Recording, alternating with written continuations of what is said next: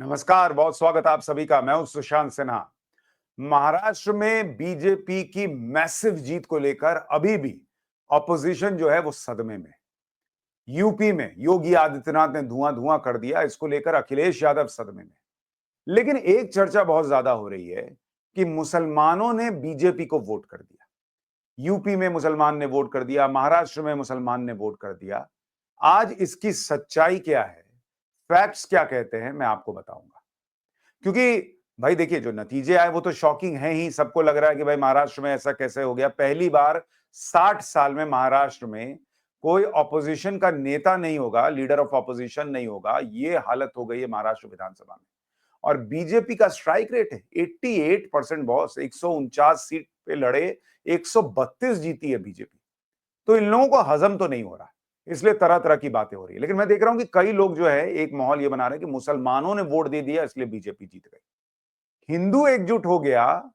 हिंदू क्या घरों से बाहर निकला, इस बात को क्या दबाने का प्रयास हो रहा है। फैक्ट्स क्या कहते हैं मैं आज आपको बताऊंगा।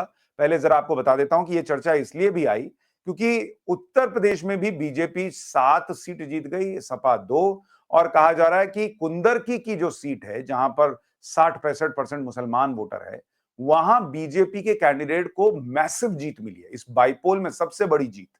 तो ये नैरेटिव इसीलिए बनना शुरू हुआ कि भाई बीजेपी को मुसलमानों ने वोट दे दिया इसलिए बीजेपी जीतने लगी है। सच्चाई मैं बताता हूं, पहले देखिए कि कैसे कुछ लोग और भी परेशान हैं। जैसे अखिलेश यादव ने आज कह दिया कि भाई बड़े पैमाने पर समाजवादी पार्टी के लोग जहां भी वोट डालने जाना चाहते थे उन्हें रास्ते में ही रोक दिया गया। अगर हम मान लें कि वोटरों को रोका गया, तो अगर समाजवादी पार्टी के मतदाता उन बूथों पर नहीं पहुंचे तो वोट किसने डाला। अब ये बड़ा सवाल है कि भाई आपने कैसे मान लिया कि आपका ही वोटर जो है वो मतलब ये फलाना आपका ही वोटर आपको जाके वोट देगा, वहां किसी और को नहीं देगा। और लोग निकले होंगे जो पिछली बार नहीं निकले होंगे। एक बार अखिलेश यादव को सुनिए, फिर आगे की बात बताता हूं। समाजवादी पार्टी का एजेंट बूथ पर न रहे, इसलिए जानबूझ करके प्रशासन ने और खासकर पुलिस ने, वो भी निर्देश पर, सभी बूथ एजेंटों को लगभग निकाल दिया गया। और बड़े पैमाने पर जहां समाजवादी पार्टी के समर्थक थे, समाजवादी पार्टी के लोग वोट डालने जाना चाहते थे, जाते उन्हें रोक दिया गया। अगर मान लीजिए रोक दिया गया वोटर को, तो वोट किसने डाले? अगर उन बूथों पर समाजवादी पार्टी का वोटर नहीं पहुंचा है, हमारे प्रत्याशी के समर्थक नहीं पहुंचे, आखिर वोट किसने डाला है? यह बड़ा गंभीर विषय है। और इसके साथ साथ दो तरह की पर्ची होना, लाल मार्क है और एक सामान्य रूप से ये जो पर्ची दी जाती है, ये लाल पर्ची, लाइन वाली पर्ची। उस दिन भी हम लोगों ने कहा था, जिस दिन वोट पड़ रहे थे उस दिन भी इस बात को कहा था कि इस तरह की व्यवस्था कोई प्रशासन ने बनाई है और जिसके कारण इस तरह का भेदभाव किया है। यहां वो साथी बैठे हैं जिनका वोट था लेकिन वोट डालने नहीं पहुंचे। अभी जब विधायक जी अपने तमाम साथियों के साथ यहां आ रहे थे, पुलिस को जानकारी मिल गई, कई गाड़ियां इनकी बंद कर दी गई सुबह। अब अखिलेश यादव ये कह रहे हैं कि प्रशासन ने वोट नहीं डालने दिया। तो फिर उनसे पूछा जाएगा कि समाजवादी पार्टी जो 2 सीट जीती वो कैसे जीती। फिर अगर ऐसा ही था कि नतीजे अपने हिसाब से सेट करने थे तो करहल भी जीत जाती बीजेपी। वहां आपके नैरेटिव को हवा कर देती कि भाई वहां पर अपने गढ़ में अखिलेश यादव हार गए। करहल कैसे जीत गया। दूसरी बात, अखिलेश यादव कहते हैं कि भाई बीजेपी जो है वो ईवीएम में खेला करती है, हटना मत, नजर रखना, ईवीएम जहां स्टोर किए गए हैं उन पर नजर रखना वोटिंग के बाद। तो अगर कोई ईवीएम में खेला कर सकता है तो अखिलेश यादव ये कैसे कह रहे हैं कि भाई वहां लोगों को रोका गया, अंदर जो है वो कुछ गड़बड़ी हुई। उन्होंने फॉरेंसिक जांच तक की मांग कर दी। भाई जो ईवीएम सेट कर सकता है फिर वहां क्यों खेला करेगा। वहां खेला कर रहा है तो फिर ईवीएम सेट नहीं हो सकता, ये मान लीजिए। यानी तरह तरह की बातें ये लोग कर रहे हैं। और अगर ये कह रहे हैं कि ईवीएम या प्रशासन वगैरह वगैरह की वजह से ये लोग हार गए हैं, तो फिर इसका मतलब मुसलमान ने बीजेपी को जिता दिया, ये तो नहीं हो सकता। लेकिन सच्चाई क्या है मैं आपको बताऊंगा। एक और नेता है मायावती, उन्होंने भी आज ईवीएम पर सवाल खड़े कर दिए और उन्होंने कहा कि भाई मैं बाईपोल नहीं लड़ूंगी, ईवीएम में गड़बड़ी हो रही है। भाई ईवीएम में गड़बड़ी हो रही है तो बाईपोल क्यों नहीं लड़ेगा, उपचुनाव क्यों नहीं लड़ेगा, फिर कोई चुनाव मत लड़िए। उपचुनाव में खेला हो जा रहा है, मेन चुनाव में नहीं हो पा रहा है। और अगर बीजेपी उपचुनाव ईवीएम में खेला ही कर रही है तो इसी कल ही नतीजे आए हैं बंगाल के, जहां 6 की 6 सीटें जो हैं वो ममता बनर्जी की पार्टी जीत गई। वहां क्यों नहीं खेला किया? अभी तो आरजी कर मेडिकल वाला कॉलेज वाला केस हुआ था, वहां अगर खेला कर देती, अगर होता है तो मैं कह रहा हूं, तो फिर वहां पर अगर बीजेपी जीत भी जाती तो लोग कहते हैं अरे ममता बनर्जी के खिलाफ नाराजगी इसलिए जीत गए होंगे। वहां क्यों 6 टीएमसी जीत गई? कर्नाटक में क्यों कांग्रेस जीत गई? पंजाब में क्यों आम आदमी पार्टी जीत गई? वहां खेला करने का इनका मूड नहीं हो रहा था, सिर्फ यूपी में हुआ, सिर्फ महाराष्ट्र में हुआ। तो ये बातें जो है ना, ये अपने आप में तर्क विहीन नजर आती है। लेकिन मुसलमान ने बीजेपी को वोट दे दिया, इसलिए बीजेपी बीजेपी जीती, या हिंदू जागा एकजुट होकर कई जगहों पर वोट किया इसलिए जीती? अब इसका सच आपको बताता हूं। देखिए, सबसे पहले तो ये देखिए, महाराष्ट्र की बात करता हूं, जहां पर जो वोटिंग हुई थी, ऐसी 22 कंस्टिट्यूएंसी जहां पर 25% से ज्यादा मुसलमान है, वहां पर अगर आप देखेंगे तो 2024 में वोटिंग प्रतिशत बढ़ गया। यानी जैसे मालेगांव सेंट्रल, यहां पे तो 78% से ज्यादा मुस्लिम वोट है, वहां करीब 2% से ज्यादा का वोट का जंप आया 2019 के मुकाबले। अगर आप मानखुर्द को देखिएगा, वहां पे 5% का जंप है। अकोला वेस्ट में 7% के करीब का जंप है। 8% का जंप जो है वो कुर्ला में है। 10-10.25% का जंप जो है वो अंधेरी वेस्ट में है। यानी ऐसी ऐसी सीटें जहां पर मुसलमानों की संख्या बहुत ज्यादा है, वहां पर बड़ी संख्या में मुस्लिम वोटों का या ओवरऑल वोटिंग परसेंटेज में इजाफा हुआ। अब ये कहता क्या है, जरा मैं आपको पहले फैक्ट्स के साथ बताता हूं। जैसे अगर आप देखेंगे मालेगांव सेंट्रल, यहां 78% से ज्यादा मुस्लिम वोटर है। यहां जीता कौन? यहां असदुद्दीन ओवैसी की पार्टी जीती है, AIMIM। उनके कैंडिडेट हैं मुफ्ती मोहम्मद इस्माइल अब्दुल खलीक। ये मात्र 162 वोट के अंतर से जीते हैं, 162। अब चूंकि AIMIM का कैंडिडेट जीत गया तो 162 वोट का अंतर है, तो हंगामा नहीं मचा। ये बीजेपी वाला जीत जाता तब हंगामा मचता कि 162 से कैसे जीत गए। आसिफ शेख रशीद जो है वो Indian secular largest assembly of Maharashtra, एक लोकल आउटफिट है, वो सेकंड नंबर पर रहे। समाजवादी पार्टी तीसरे नंबर पर रही। कांग्रेस चौथे नंबर पर रही, और सारे मुसलमान कैंडिडेट थे। यहां बीजेपी लड़ी ही नहीं थी। तो अगर मुसलमान वोट दे रहा होता तो बीजेपी लड़ जाती।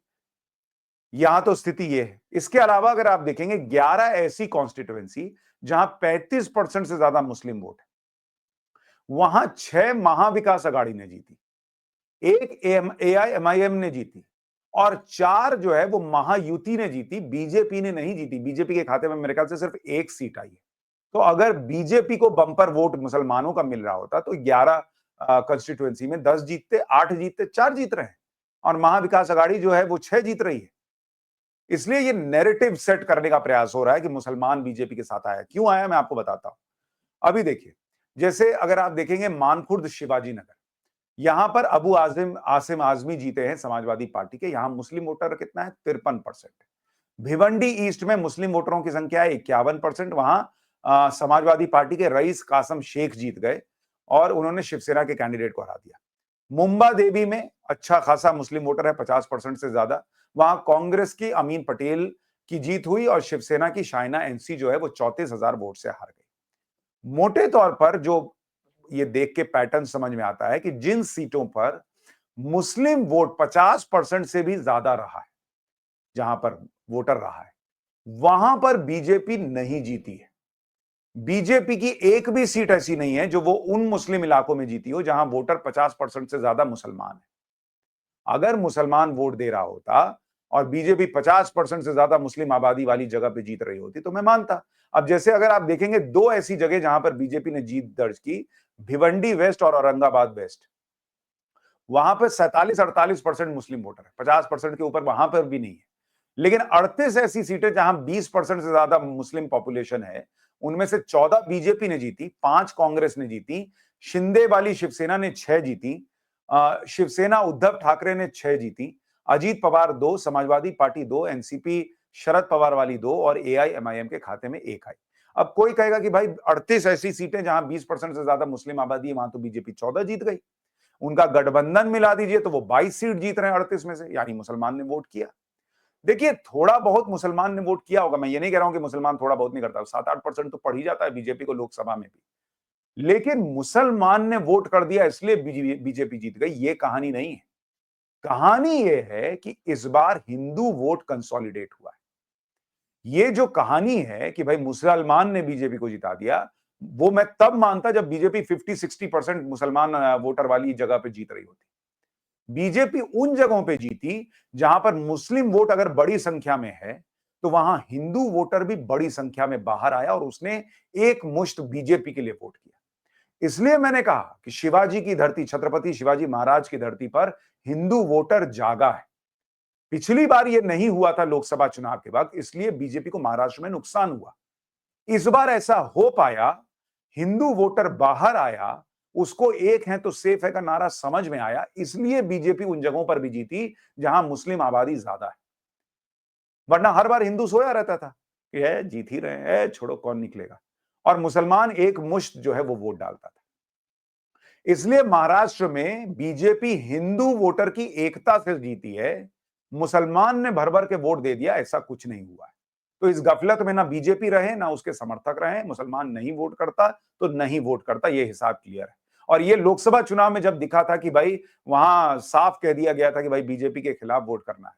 अभी इस चुनाव में जो है वो पर्चियां जारी हो रही थी कि जो मुसलमान है वो बीजेपी को वोट कर नहीं सकता, वरना वो मुसलमान नहीं है, उसका हुक्का पानी बंद करो। तो ऐसा क्या बदल गया 6 महीने में मुसलमान के लिए कि वो एकदम मोदी का फैन हो गया?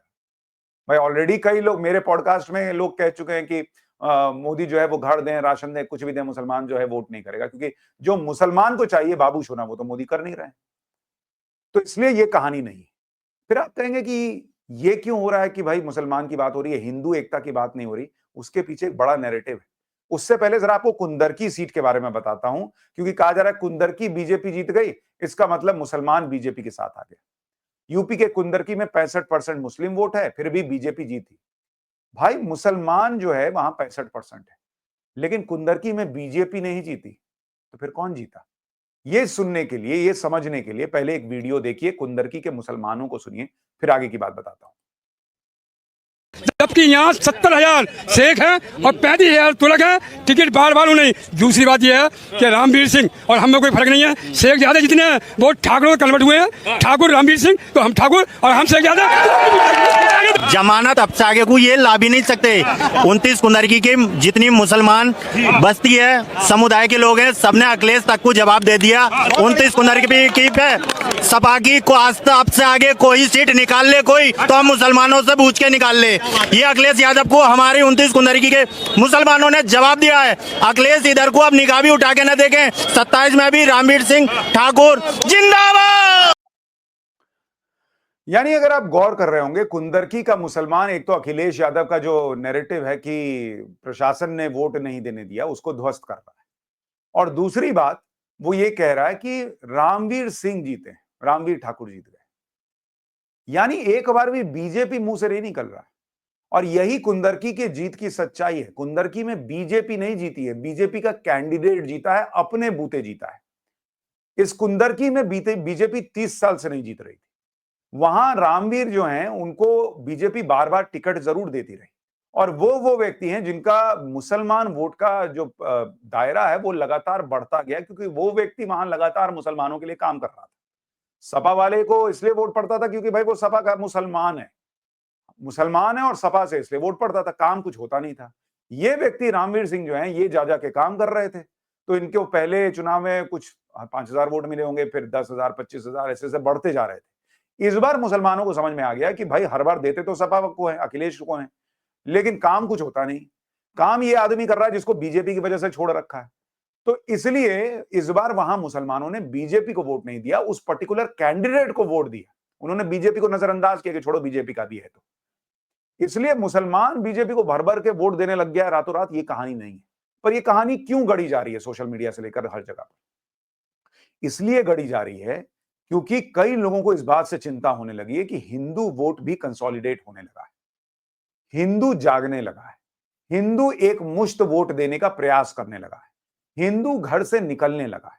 और अगर ये नैरेटिव फैल गया, लोगों के दिमाग में बैठ गया कि एक है तो सेफ है, ये सुनकर महाराष्ट्र का हिंदू निकला था, हमको भी निकलना चाहिए, तो ये ऐसे लोग जो हिंदुओं को, हिंदू के वोट लेकर भी ठेंगे पे रखते हैं, इनकी तो पॉलिटिक्स खत्म हो जाएगी। इसलिए इन्होंने ये नैरेटिव बनाना शुरू किया है कि मुसलमान ने जिता दिया बीजेपी को, हिंदू ने नहीं जिताया, क्योंकि मुसलमान को तो ये फिर भी सेट कर लेंगे।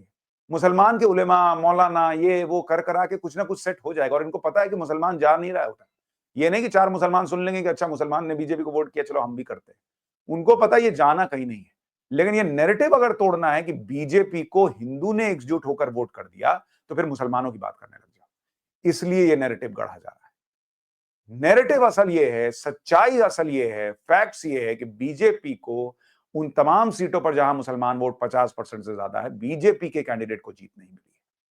और हिंदू बड़ी संख्या में उन जगहों पर जहां मुसलमान वोटर ज्यादा हैं, हिंदू भी बड़ी संख्या में घर से निकला, इसलिए बीजेपी जीत पाई। मोदी का एक है तो सेफ है और योगी का बटेंगे तो कटेंगे का है नारा बहुत जबरदस्त चला है। और महाराष्ट्र में मैं आपको बताऊं, महाराष्ट्र में जहां जहां योगी ने रैलियां की, वहां ऑलमोस्ट 80-90% कैंडिडेट बीजेपी की जीत गया। ये योगी का जादू है, ये मोदी का जादू है, उनके नारे का जादू है। आपकी राय क्या है कमेंट करके जरूर बताइएगा। क्या आपको भी लगता है मुसलमान बीजेपी के पक्ष में आ रहा है, या हिंदू एकता, या हिंदू जाग गया है, हिंदू बाहर निकलने लगा है घरों से, अपने बारे में सोचने लगा है, एक है तो सेफ है को सच मानने लगा है।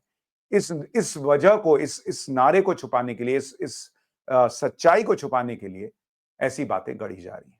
आपकी राय जरूर बताइएगा। नमस्कार।